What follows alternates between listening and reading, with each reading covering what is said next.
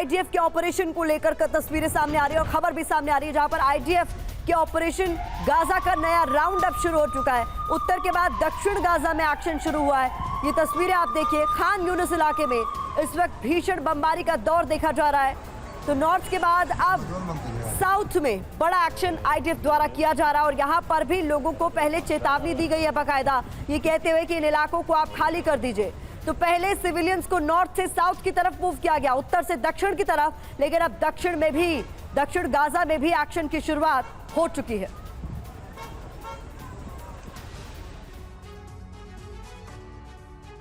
तो 42 दिन बाद गाजा में विध्वंस का दूसरा राउंड शुरू हो गया। ऐसे में कई लोगों के मन में सवाल होगा कि आखिर अब तक क्या चल रहा था और अब क्या नया हो रहा है। तो मैप के जरिए आपके सामने अब हम जानकारी रखने जा रहे हैं। इस मैप को ध्यान से देखिए और समझिए। इजराइल के ऑपरेशन को समझाने की कोशिश हम आपको करते हैं। देखिए, सबसे पहले गाजा पट्टी का जो ग्रे एरिया आपको नजर आ रहा है उसे ध्यान से देखिए। शुरुआत से अब तक इसी इलाके में ऑपरेशन चल रहा था। पहले आईडीएफ ने बम बरसाए, फिर उसके बाद जमीनी हमला यहां पर शुरू किया गया। अभी भी उत्तर गाजा सिटी और आसपास के इलाके में जमीन, आसमान और समंदर के रास्ते हमले जारी हैं। लेकिन अब इसके साथ साथ आईडीएफ के ऑपरेशन हमास का दूसरा राउंड शुरू हो चुका है, जिसका खान यूनिस इलाके पर असर देखा जा रहा है, फोकस माना जा रहा है, क्योंकि इजरायली सेना मान रही है कि उसके कई वांटेड कमांडर, यानी हमास के कई वांटेड कमांडर, हमास के कई अहम ठिकाने इसी इलाके में हो सकते हैं। ये जो रेड सर्कल का एरिया हम आपको दिखा रहे हैं उसे ध्यान से देखिए। साउथ गाजा का यही एरिया अब आईडीएफ का सबसे बड़ा टारगेट माना जा रहा है और ऑपरेशन का नया राउंड यहीं से शुरू हुआ है। खान यूनिस पे हमलों से अब तक 26 लोगों की मौत हो चुकी है। बता दें आपको, इस हमले को लेकर आईडीएफ ने चेतावनी यानी वार्निंग देकर कहा है कि एक तीसरे इलाके का जिक्र भी किया गया आईडीएफ द्वारा और खान यूनिस के हिस्से से लोगों को अल मवासी इलाके में जाने के लिए कह दिया गया है। 14 वर्ग किलोमीटर के इस इलाके को सेफ जोन अब तक बताया जा रहा है और आईडीएफ ने कहा है कि यहीं पर लोगों को जरूरी मानवीय मदद भी मुहैया कराई जाएगी। ऐसे में जान बचाने के लिए लोगों के पास यही एक विकल्प है, क्योंकि राफा की तरफ मिस्र बॉर्डर भी गाजा के आम लोगों के लिए खुला नहीं है। तो इस वक्त क्या चल रहा है, ये पूरी स्थिति आपको ग्राफिक्स के जरिए, मैप के जरिए समझा रहे हैं हम। इजराइल के ऑपरेशन से गाजा किसी एक हिस्से पर संकट नहीं है गाजा के, बल्कि पूरे 23 लाख लोगों के लिए मुसीबत खड़ी हो गई है। अब इसे समझने के लिए आबादी के आंकड़े आपके सामने हम रखने जा रहे हैं। गाजा के उत्तरी इलाके में जहां 43 दिनों से विध्वंस जारी है, वहां जंग से पहले 11 लाख लोग थे, जिसमें करीब 10 लाख लोग पलायन कर चुके हैं और अब सिर्फ 1 लाख लोग इस इलाके में मौजूद हैं। तो वही गाजा के जिस दक्षिणी इलाके में पहले 12 लाख लोग थे, वहां अब करीब 22 लाख लोग हैं। जिस तरह से ये आंकड़ा डबल हुआ है, उसी तरह से इनकी समस्याएं भी दोगुनी हो चुकी है, क्योंकि 42 दिनों से पूरे गाजा में खाने पीने और ईंधन की सप्लाई पूरी तरीके से बंद है। बीच बीच में मानवीय मदद पहुंची जरूर है, लेकिन वो इन लोगों की जरूरत का 10% भी नहीं है। अब सबसे नया संकट क्या उठ खड़ा हुआ है, खान यूनिस का। जहां पहले करीब 2 लाख लोग रहते थे, वहां अब 4 से 5 लाख लोग हैं और इन्हें 14 वर्ग किलोमीटर के इलाके अल मवासी में जाने को अब कह दिया गया है। त्रासदी इतनी भयावह है कि इसी खान यूनिस में एक परिवार गाजा सिटी से भागकर यहां आया था और यहां हमले में उस परिवार के 11 लोगों की जान चले गई। तो किस तरीके से हालात यहां पर बिगड़ते जा रहे हैं और अब ये संकट कितना बड़ा हो सकता है, इसी पर बात करने के लिए तमाम मेहमान हमारे साथ मौजूद है। सिंह सर, एक बार फिर से आपका रुख कर रही हूँ। पहले नॉर्थ गाजा में ऑपरेशन की शुरुआत होती है, लोगों को कहा जाता है पलायन कर लीजिए। उसके बाद अब वो जगह जहां अभी तक सेफ हेवन माना जा रहा था, दक्षिणी गाजा, उसको लेकर भी अल्टीमेटम दे दिया गया है। क्या लगता है आपको, क्या है रणनीति आईडीएफ की?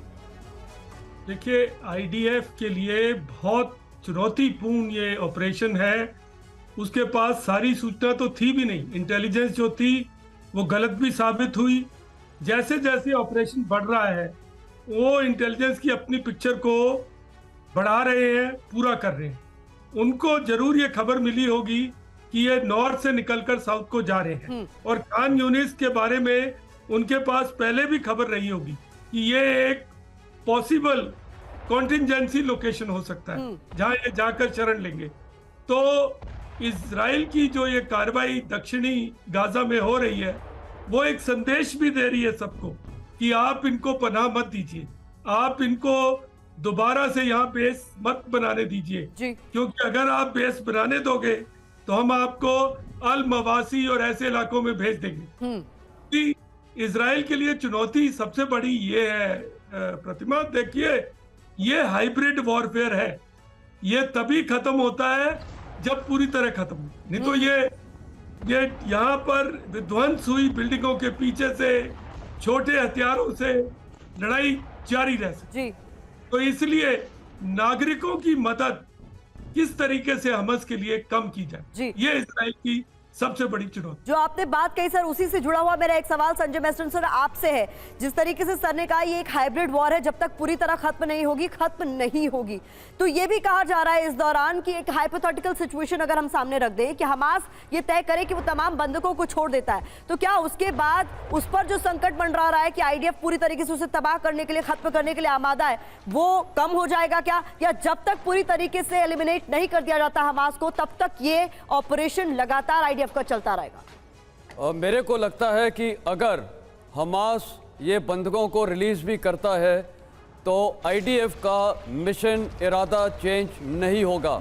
इसका कारण ये है कि यही हमास ने इजराइल पे जो 7 अक्टूबर का अटैक किया है, और वो बोले हैं उसके बाद भी कि हम 7 अक्टूबर जैसी अटैक्स भविष्य में भी करते रहेंगे। तो क्या कोई ऑर्गेनाइजेशन, क्या कोई देश, कोई आर्म फोर्सेस ये चाहेगी? नहीं।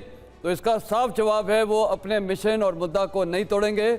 वो हमास की रीढ़ की हड्डी तोड़ेंगे, उसको बर्बाद करके छोड़ेंगे। इसमें लंबा समय लगेगा, और खासकर साउथ गाजा में जबकि इतनी सिविलियन आबादी हो गई है साथ में, और ये जितने भी टेररिस्ट हैं ये उनके साथ मिलजुल जाएंगे। मतलब उनके साथ ऐसा पता भी नहीं चलेगा कौन टेररिस्ट है, हथियार वगैरह छिपा देंगे। तो इजरायली सेना के साथ सबसे बड़ा एक और चैलेंज होगा, इनको आइडेंटिफाई करना है इसमें कौन टेररिस्ट है और कौन आम जनता है। तो इसमें काफी एक दिक्कत आएगी, और साथ में कोलैटरल डैमेज तो होगा बिल्कुल। और हो सकता है कि इजरायली जो बंधक हैं अगर वो नहीं छोड़े गए तब तक, तो उनको भी डैमेज होगा। तो ये बड़ा कॉम्प्लेक्स ऑपरेशन है साउथ गाजा में। जी राठौर सर, सवाल यहाँ पर ये भी उठता है, इस पूरे युद्ध के दौरान हमने अमेरिका की पोजीशन भी देखी है कि वो किस तरीके से इजराइल का समर्थन कर रहा है, लेकिन उसने ये भी क्लियर किया है कि गाजा पर कब्जा नहीं होना चाहिए इजराइल का। अगर वो ये सोच रहे हैं, ये मंशा है उनकी, तो उसे उन्हें भूल जाना चाहिए। लेकिन जिस तरीके से ऑपरेशन के तहत दक्षिणी गाजा के एक छोटे से इलाके में 14 वर्ग किलोमीटर में आप लोगों को सीमित करने की कोशिश की जा रही है आईडीएफ द्वारा, ये किस ओर इशारा करता है? क्या गाजा सिमट कर रह जाएगा इतने ही इलाके में? देखिए प्रतिमा, दो चीजें हैं। जो बाइडेन का बयान था कि वो 9/11 की गलती ना करें, मतलब अफगानिस्तान ना चले जाएं। अफगानिस्तान एक मुल्क है, गाजा पट्टी एक स्ट्रिप है, आपने जैसा बोला 350 स्क्वायर किलोमीटर, ये बहुत बड़ी जगह नहीं है। और इजराइल का जो एम है वो ये है कि इस ऑपरेशन के बाद हमास इस लायक ना रहे कि फिर खड़ा हो पाए। हमेशा फ़लस्तीन और इजराइल के युद्ध में एक चीज़ हमेशा हुई है कि इजराइल हमेशा पीस थोड़े दिनों के लिए बाय करता है, कभी हमेशा लास्टिंग पीस इजराइल को नहीं मिलती। इस ऑपरेशन के बाद भी हो सकता है 15 साल तक के लिए उसको पीस मिल जाए। लेकिन इस ऑपरेशन का सबसे बड़ा फॉल आउट जो है वो मैं ये बताना चाहता हूँ, जो सारे मुल्कों की राजधानियों में प्रो पैलेस्टाइन डेमोन्स्ट्रेशन हो रहे हैं, उनके लिए बताना चाहता हूँ कि अगर इजराइल चुप बैठता और ये हॉस्टेज ड्रामा चलने देता, तो ISIS, अल-कायदा और जितने मिडिल ईस्ट के बड़े बड़े टेरर ग्रुप्स हैं, इनका मनोबल कितना बढ़ जाता आपको पता है? ये जो सब देख रहे हैं कि हमास के साथ क्या हो रहा है, इसीलिए हिजबुल्लाह भी चुप है। इनको पता है कि यही सेवा मेरी भी होगी, या आगे मेरा ये हश्र हो सकता है, मानकर ये सारे टेररिस्ट। अभी एक चीज कहना चाहूंगा, आपका जो लास्ट क्वेश्चन था कि गाजा पट्टी में, ये साउथ गाजा में ऑपरेशन मुश्किल होगा क्योंकि वहां कोई 18-20 लाख आदमी हैं। लेकिन मैं ये भी स्पेकुलेट कर रहा हूं कि ये दो सूरतें हो सकती हैं कि साउथ से उन्हें नॉर्थ भेजा जाए, वो गलत होगा। वहां पे एक पब्लिक वर्ल्ड आउटक्राई होगी सब कि ये क्या कर रहे हो। और मेरे ख्याल से इजिप्ट के साथ कोई अंडरस्टैंडिंग पहुंच गई है। अब ये राफा बॉर्डर खुलेगा, ये सब टेंट सिटीज में जाएंगे और इसके बीच में इजराइल यहाँ की सफाई करेगा।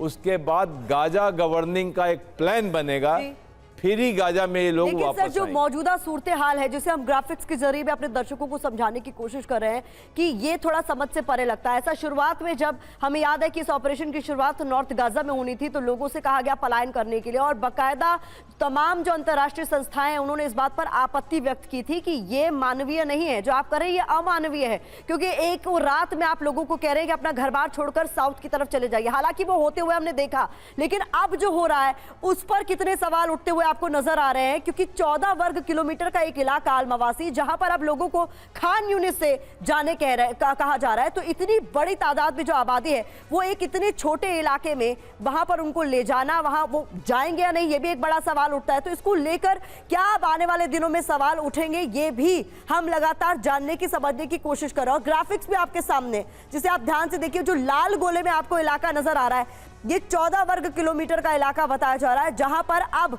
खान यूनिस से लोगों को निकलकर दक्षिणी गाजा के इस जगह पर जाने को कहा जा रहा है। ये अल-मवासी है, जिसे हमने एनसर्कल करके आपको दिखाया। अल-मवासी में खान यूनिस से लोगों को जाने के लिए कहा जा रहा है। तो अब आने वाले दिनों में क्या हो सकता है, दो पॉसिबल आउटकम्स पर राठौर सर आपने जो बात की उस पर भी आगे विस्तार से बात करेंगे कि आपको क्या लगता है कि आने वाले दिनों में क्या हो सकता है। क्या वापस नॉर्थ गाजा में लोगों को भेजा जाएगा, या फिर राफा क्रॉसिंग के जरिए इजिप्ट में लोगों को जाने के लिए कोई मिड सोल्यूशन निकल सकता है।